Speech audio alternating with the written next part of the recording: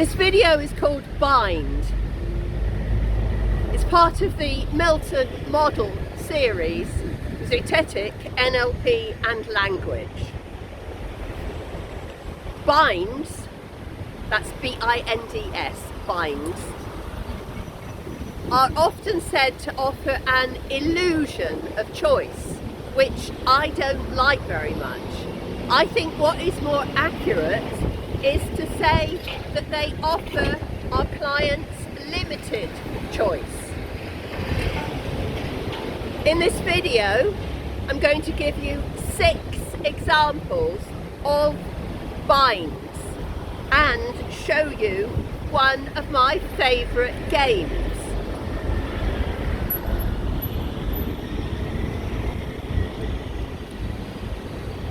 I think of a bind as offering alternatives where whichever alternative is chosen, the client's behaviour will go in the desired direction. And this is about equality between the guide and the client, because that desired direction is something that's been agreed in advance with the guide and the client.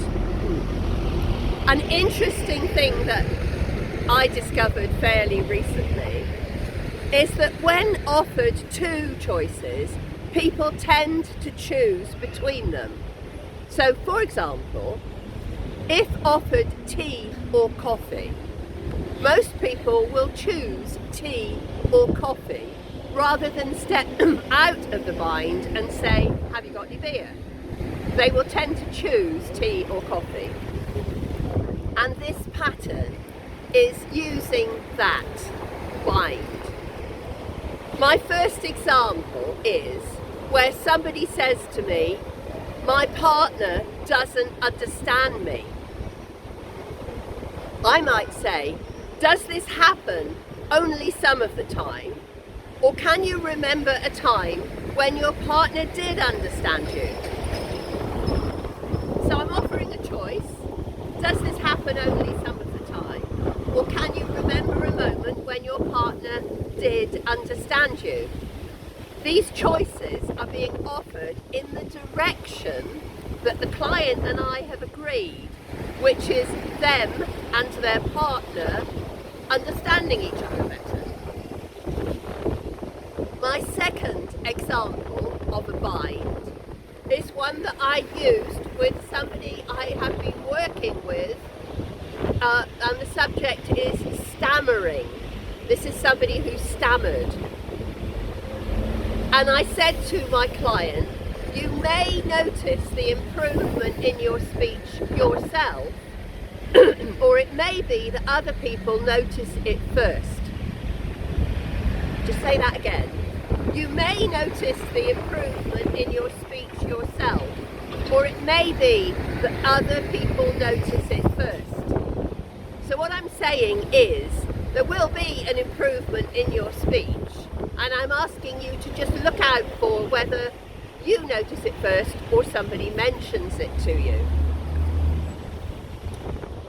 This is very much the way that Milton Eriksson used binds in his work with clients, and there are some very famous examples of that work.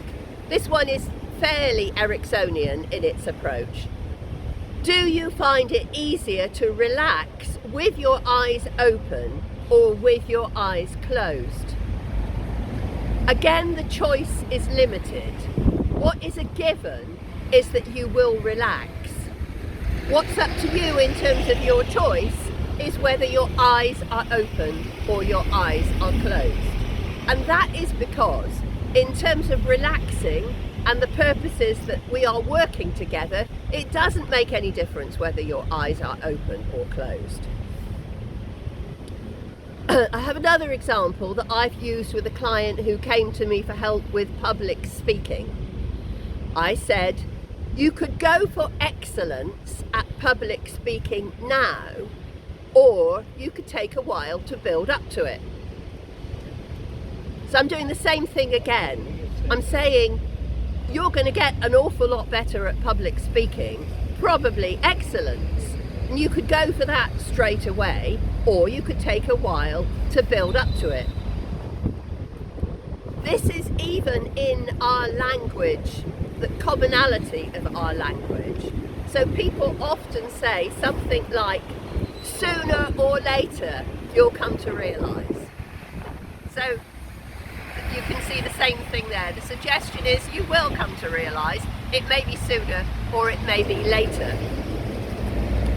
Richard Bandler, one of the founders of NLP, I think is excellent at this whole subject of binds.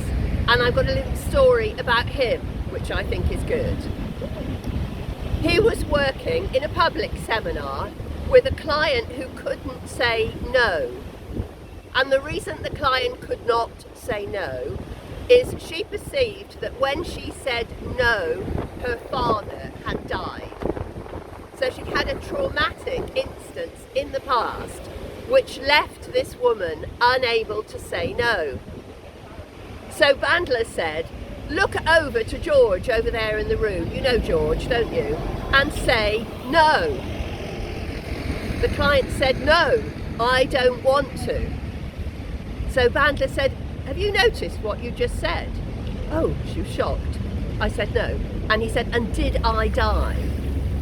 She said, no, you didn't die. So he'd, in a way, tricked her a little bit to say no.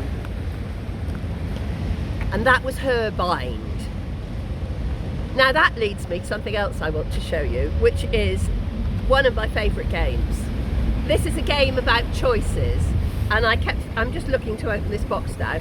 I kept thinking about this when I was thinking about making this video. The game is called Would You Rather?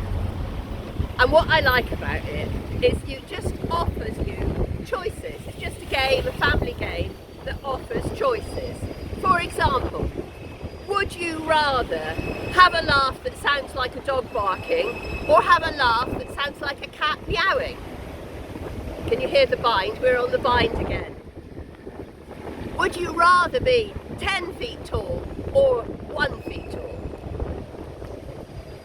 Would you rather be very smart and very poor, or be very stupid and very rich?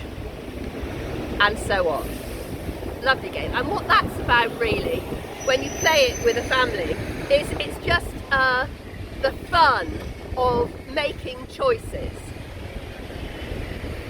Some of them silly choices. Would you rather be in a bath of baked beans or freezing cold water? So sometimes it's quite funny because they're both unpleasant. So when you use this subject of binds, remember the rigor model. Remember to recover information and generate experiential richness, as we say at Synthetic.